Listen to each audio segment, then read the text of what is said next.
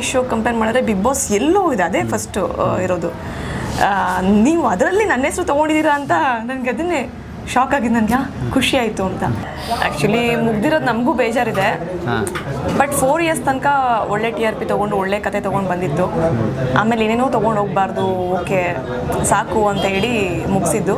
ಹಾಗೇ ಜನ ನೋಡ್ಕೊಂಡವರು, ಎಲ್ಲೂ TRP ಕಡಿಮೆ ಆಗಲಿಲ್ಲ. ಅದಕ್ಕೆ ಫಸ್ಟ್ ಆಫ್ ಆಲ್ ಜನರಿಗೆ ಥ್ಯಾಂಕ್ ಯು ಸೋ ಮಚ್. ಆಮೇಲೆ ನೋಡೋದು ಬಿಟ್ಬಿಟ್ಟೆ, ಸುಮ್ಮನೆ ನಾನು ಡಿಸ್ಟ್ರಾಕ್ಟ್ ಆಗ್ತೀನಿ ಅಂತ. ಆಮೇಲೆ 1 ಮಂತ್ ಆದಮೇಲೆ ನೋಡ್ತಿದ್ದೀನಿ ಎಲ್ಲ ಪಾಸಿಟಿವ್ ಕಾಮೆಂಟ್ಸ್, ನಂಗೆ ಯಾವುದು ಬ್ಯಾಡ್ ಕಾಮೆಂಟ್ಸ್ ಕಾಣ್ತಾನೆ ಇಲ್ಲ. ಸದ್ಯಕ್ಕೆ 3 ಸಿನಿಮಾ ಮಾಡ್ತಿದ್ದೀನಿ ಕನ್ನಡದಲ್ಲೇ. ಸಮಸ್ತ ವೀಕ್ಷಕರ ನಮಸ್ಕಾರ, ನಾನು ನಿಮ್ಮ ರವಿ ಸಾಸ್ನೂರ್. ಇವತ್ತು ನನ್ನ ಜೊತೆಗಿದ್ದಾರೆ ವಿದ್ಯಾ ರಾಜ್. ವಿದ್ಯಾ ಹೇಗಿದೆಯಮ್ಮ? ಸೂಪರ್ ಸರ್, ಸೂಪರ್ ಆಗಿದೆ. ನೀವು? Nice, super. ಒಂದು ಜನ ಕೇಳ್ತಿದ್ರು, ವಿದ್ಯಾ ಅವ್ರು ಸಿಕ್ಕರೆ ಕೇಳಿ ಸರ್, ಪರ್ಸ್ನಲ್ ಪ್ರಶ್ನೆ. ಪುಟ್ಟಕ್ಕನ ಮಕ್ಕಳು ಯಾಕೆ ಮುಗೀತು, ಇನ್ನೊಂಚೂರು ಇದ್ರೆ ಚೆನ್ನಾಗಿರ್ತಿತ್ತು, ಅದರದ್ದು ಮೈಂಡ್ ಸೆಟ್ಟಲ್ಲಿ ಒಂದಷ್ಟು ಪ್ರಶ್ನೆಗಳು ಬಂದಿದ್ದಾವೆ. ನೀವೇನು ರಿಯಾಕ್ಟ್ ಮಾಡ್ತೀರಾ? ಆ್ಯಕ್ಚುಲಿ ಮುಗ್ದಿರೋದು ನಮಗೂ ಬೇಜಾರಿದೆ. ಬಟ್ 4 ಇಯರ್ಸ್ ತನಕ ಒಳ್ಳೆ TRP ತೊಗೊಂಡು ಒಳ್ಳೆ ಕತೆ ತೊಗೊಂಡು ಬಂದಿತ್ತು. ಆಮೇಲೆ ಏನೇನೋ ತೊಗೊಂಡು ಹೋಗ್ಬಾರ್ದು, ಓಕೆ ಸಾಕು ಅಂತ ಹೇಳಿ ಮುಗಿಸಿದ್ದು. ಬಟ್ ನಾನು ಥ್ಯಾಂಕ್ಸ್ ಹೇಳಬೇಕು. ಎಲ್ಲರಿಗೂ ಗೊತ್ತಿರೋ ಹಾಗೆ ನಾನು ರೀಪ್ಲೇಸ್ ಕ್ಯಾರೆಕ್ಟರ್ ಅದರಲ್ಲಿ ಲಾಸ್ಟ್ 1 ಇಯರ್ ಅಂತ ಬಂದೆ. ಸ್ಟಿಲ್ ಅವಾಗ ಏನಿತ್ತು TRP ಹಾಗೇ ಜನ ನೋಡ್ಕೊಂಡವರು, ಎಲ್ಲೂ TRP ಕಡಿಮೆ ಆಗಲಿಲ್ಲ. ಅದಕ್ಕೆ ಫಸ್ಟ್ ಆಫ್ ಆಲ್ ಜನರಿಗೆ thank you so much.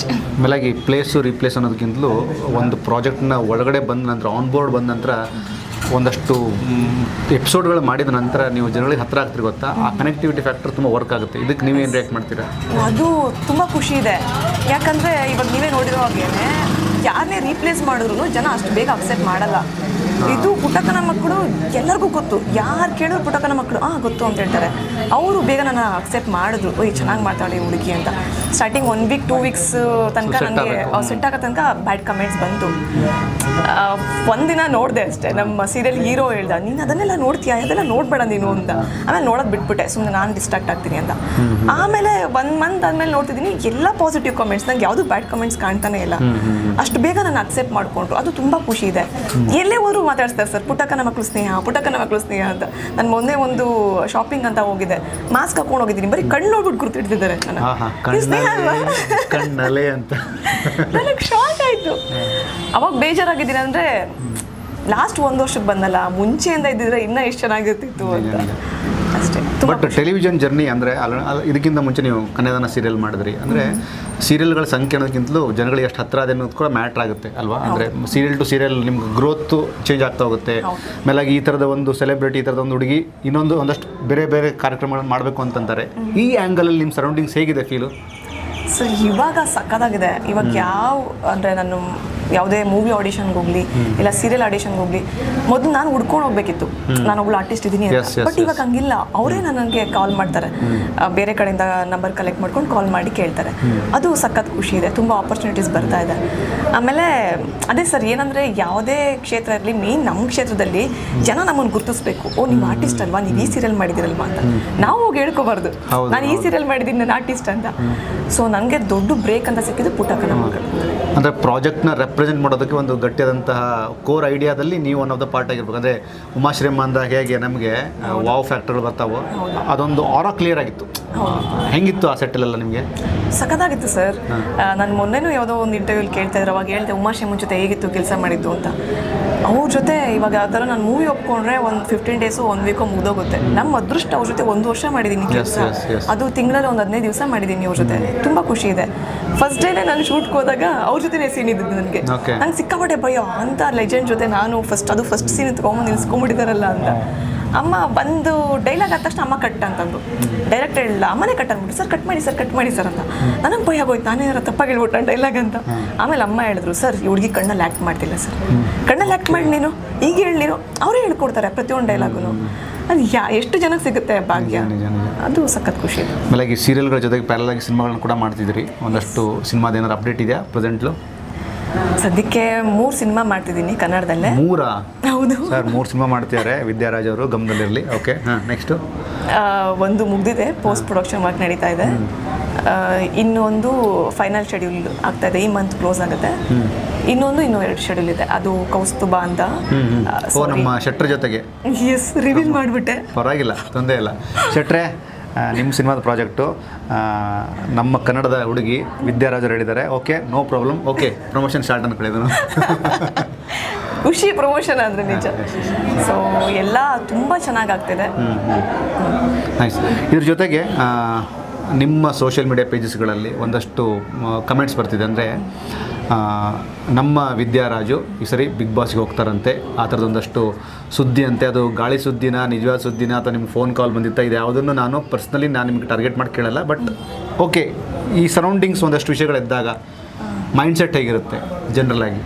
Sir first of all ನಿಮ್ಗೆ ಯಾರು ಹೇಳಿದ್ದನ್ನ? ಸುದ್ದಿ ಬರುತ್ತೆ ಮೀಡಿಯಾದಲ್ವಾ, ಸುದ್ದಿ ಬರುತ್ತೆ. ಅಥವಾ ಸುದ್ದಿ ಅನ್ನೋದಕ್ಕಿಂತಲೂ ನಾವು ಸ್ವಲ್ಪ ಕಾಮೆಂಟ್ಸನ್ನು ನೋಡ್ತಿರ್ತೀವಿ.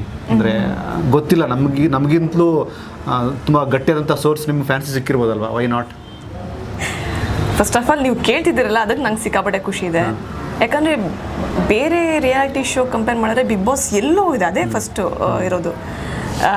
ನೀವು ಅದರಲ್ಲಿ ನನ್ನ ಹೆಸರು ತೊಗೊಂಡಿದ್ದೀರಾ ಅಂತ ನನಗೆ ಅದನ್ನೇ ಶಾಕ್ ಆಗಿದ್ದು. ನನಗೆ ಖುಷಿ ಆಯಿತು ಅಂತ. ಬಿಗ್ ಬಾಸ್ ಹೋಗಬೇಕು ಅಂತ ಯಾರಿಗಿಷ್ಟ ಇಷ್ಟ ಇರಲ್ಲ ಹೇಳಿ ಸರ್? ಎಲ್ಲರಿಗೂ ಇಷ್ಟ ಇರುತ್ತೆ. You are interested?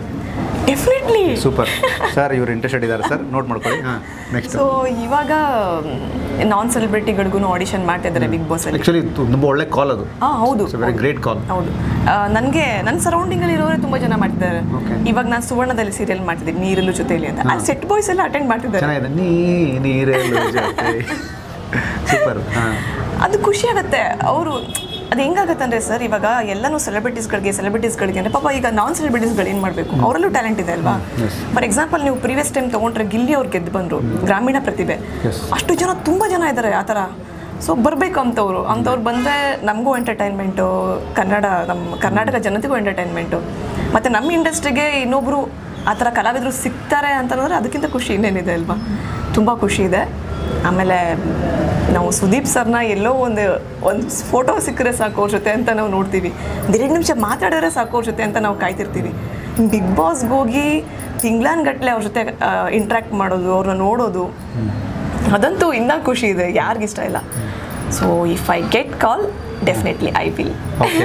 ಸುದೀಪ್ ಅವ್ರನ್ನ ಎಷ್ಟು ಸರಿ ಮೀಟ್ ಮಾಡಿದಿರಿ? ಒಂದು ಸಲ ಮೀಟ್ ಮಾಡಿಲ್ಲ ಸರ್. ಅಯ್ಯೋ, ಅವ್ರಂದ್ರೆ ನಂಗೆ ಸಖತ್ ಇಷ್ಟ. ಬಟ್ ಅಂದರೆ ನಾವು ತುಂಬ ಅದೃಷ್ಟವಂತರು. ನಾವು ಸುಮಾರು ಸಲ ಭೇಟಿಯಾಗಿದ್ದೀವಿ. ಹೊಟ್ಟೆ ಕಿಚ್ಚು. ಬಟ್ ನೀವು ಹೇಳಿದ ಪಾಯಿಂಟ್ ಚೆನ್ನಾಗಿತ್ತು. ಅಂದರೆ ಒಂದು ಫೋಟೋನೋ, ಒಂದು ಸಣ್ಣ ವಿಡಿಯೋನೋ, ಒಂದು ಸಣ್ಣ ಕಾನ್ವರ್ಸೇಷನ್ಗೋಸ್ಕರ ಕರ್ನಾಟಕದಲ್ಲಿ ಕೋಟಿಗಟ್ಟಲೆ ಜನ ಕಾಯ್ತಿರ್ತಾರೆ. ಅಂತರಲ್ಲಿ ಆ ಥರದ ಅವಕಾಶ ಸಿಕ್ಕಾಗ ಓಕೆ. ಬಿಗ್ ಬಾಸನ್ನು ವಿದ್ಯಾರಾಜ್ ಅವ್ರು ನೋಡೋಂಥ ಪರ್ಸ್ಪೆಕ್ಟಿವ್ ಹೇಗಿದೆ? ಅಂದರೆ in terms of involvement, in terms of as a contestant ಹೇಗಿದೆ ಆ ಒಂದು ಮೈಂಡ್ಸೆಟ್? ಸರ್ ಅಂದರೆ ಫಸ್ಟ್ ಆಫ್ ಆಲ್ ಎಲ್ಲರಿಗೂ ಒಂದು ಪ್ರಶ್ನೆ ಬರೋದೇ, ಬಿಗ್ ಬಾಸ್ಗೆ ಹೋದರೆ 3 ತಿಂಗಳು ಮೊಬೈಲ್ ಇಲ್ಲದೆ ಇರಬೇಕು ಅಂತ. ಇದಿಲ್ಲದೆ ಯಾರು 5 ನಿಮಿಷನೂ ಇರಲ್ಲ. ಬಿಕಾಸ್ ಇದೇ ನಮ್ಗೆ ಇವಾಗ ಫ್ರೆಂಡ್ ಆಗಿಬಿಟ್ಟಿದೆ. ಸೊ ಇದನ್ನು ಬಿಟ್ಟು ಹೆಂಗಿರ್ತೀವಿ ಅಂತ ಅದು ಗೊತ್ತಿಲ್ಲ. ಮತ್ತು ಇನ್ನೊಂದು, ನಮ್ಮನ್ನು ನಾವೇ ನೋಡ್ಕೋತೀವಿ. ನಮ್ಮ ಬೆನ್ನನ್ನು ನಾವು ನೋಡ್ಕೊಳಕ್ಕಾಗಲ್ಲ ಅಂತ ಹೇಳ್ತಾರಲ್ವ. ಬಿಗ್ ಬಾಸ್ಗೆ ಹೋಗಿ ಆಚೆ ಬಂದಾಗ ನಮ್ಮ ಬೆನ್ನನ್ನು ನಾವು ಕಂಪ್ಲೀಟಾಗಿ ನಾವು ನೋಡ್ಕೋತೀವಿ. ಅಂದರೆ ನಮ್ಮ ಪ್ಲಸ್ ಯಾವುದು, ಮೈನಸ್ ಯಾವುದು, ನಾನು ಯಾವ್ದ್ರಲ್ಲಿ ಸರಿಯಾಗಬೇಕು, ನಾನು ಹೇಗಿದ್ದೀನಿ ಅನ್ನೋದು, ಅದೊಂದು ನನಗೆ ಸಖತ್ ಕ್ಯೂರಿಯಾಸಿಟಿ ಇದೆ. ಅಲ್ಲಿಂದ ಆಚೆ ಬಂದಮೇಲೆ ಇದು ಸರಿ ಮಾಡ್ಕೋಬೇಕು ಅಂತ. ಇನ್ನೊಂದು, ಬಿಗ್ ಬಾಸ್ಗೆ ಹೋದ್ರೆ ಎಷ್ಟು ಜನ, ಎಲ್ಲರಿಗೂ ನಾನು ಗೊತ್ತಾಗ್ತೀನಿ ಯಾರಂತ. ಪ್ರೀವಿಯಸ್ ಟೈಮ್ ಬಿಗ್ ಬಾಸ್ಗೆ ಹೋದಾಗ ಅಲ್ಲಿರೋ ಕಂಟೆಸ್ಟೆಂಟ್ಗಳು, ನಾನು ತೆಲುಗು ಸೀರಿಯಲ್ ಒಂದು ಮಾಡಿದ್ದೀನಿ, ನನಗೆ ತೆಲುಗು ಸೀರಿಯಲಿಂದ ಕಾಲ್ ಬಂದಿದೆ, ಈ ಕಾಂಟೆಸ್ಟೆಂಟ್ ಚೆನ್ನಾಗಿ ಮಾಡ್ತಿದ್ದಾರೆ, ಇವ್ರು ಚೆನ್ನಾಗಿ ಮಾಡ್ತಿದ್ದಾರೆ ಅಂತ. ಮೊದಲೆಲ್ಲ ಕರ್ನಾಟಕಕ್ಕೆ ಮಾತ್ರ ಸೀಮಿತ ಆಗಿತ್ತು. ಇವಾಗ ಎಲ್ಲ ನೋಡ್ತಿದ್ದಾರೆ, ಎಲ್ಲ ಲ್ಯಾಂಗ್ವೇಜ್ ಅವರು. ಚೆನ್ನೈಯಲ್ಲಿ ನೋಡ್ತಿದ್ದಾರೆ, ಹೈದರಾಬಾದ್ ಅವ್ರು ನೋಡ್ತಿದ್ದಾರೆ. ಅಷ್ಟೊಂದು ಸೌಂಡ್ ಮಾಡಿದೆ ಬಿಗ್ ಬಾಸ್ ಇವಾಗ. ನಾನು ಬೇರೆ ಲೆವೆಲಲ್ಲಿ ತೇಲಾಡ್ತಿರ್ತೀನಿ ಅದು ಕಾಲ್ ಬಂದರೆ. ಅಂದರೆ ಈಗ ನಿಮಗೆ ಗಮನಕ್ಕೆ ಬರ್ದಂಗೆ ಒಂದಷ್ಟು ಕಾಮೆಂಟ್ಸ್ಗಳಲ್ಲಿ, ಒಂದಷ್ಟು ಸರೌಂಡಿಂಗ್ಸ್ ಈ ಥರದೊಂದು ಸುದ್ದಿ ಪ್ರಸಾರ ಆಗೋದು ಶುರು ಆದಾಗ ನಿಮ್ಗೆ ಅನಿಸಿರುತ್ತಲ್ಲ, ಗುರು ಇದು ನನಗೆ ಗೊತ್ತಾಗದಾಗ ಏನೋ ಒಂದು ಮ್ಯಾಜಿಕಲ್ ನಡೀತಾ ಇದೆ, ಆಗಬೇಕು ಆ ಥರದ್ದು ಏನಂದ? ಸರ್ ಕೆಲವೊಮ್ಮೆ ಇನ್ನೊಂದು ನಾನು ಎಕ್ಸಾಂಪಲ್ ಕೊಡ್ತೀನಿ.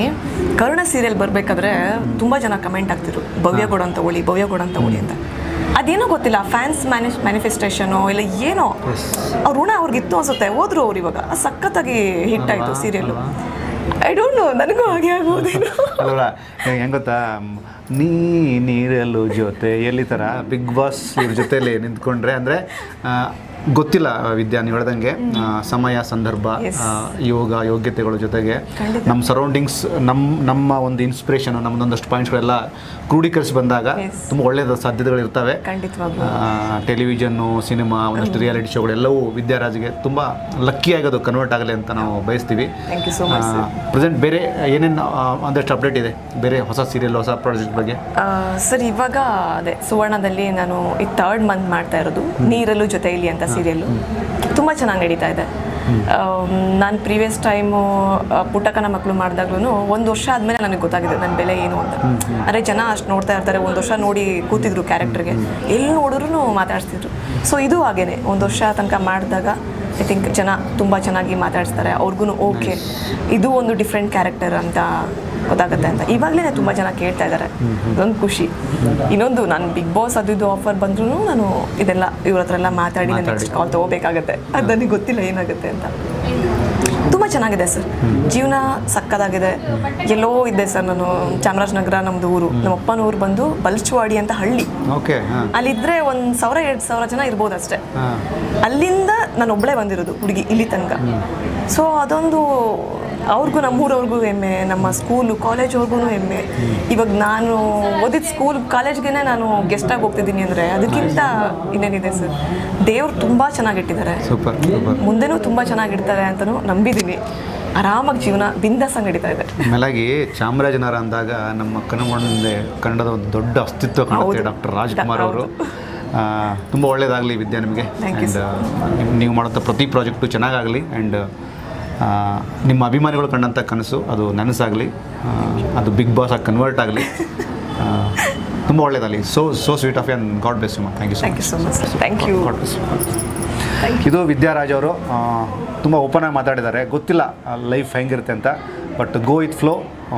ತುಂಬ ಒಳ್ಳೆಯದಾಗಬೇಕು ಅವರಿಗೆ. Thank you so much.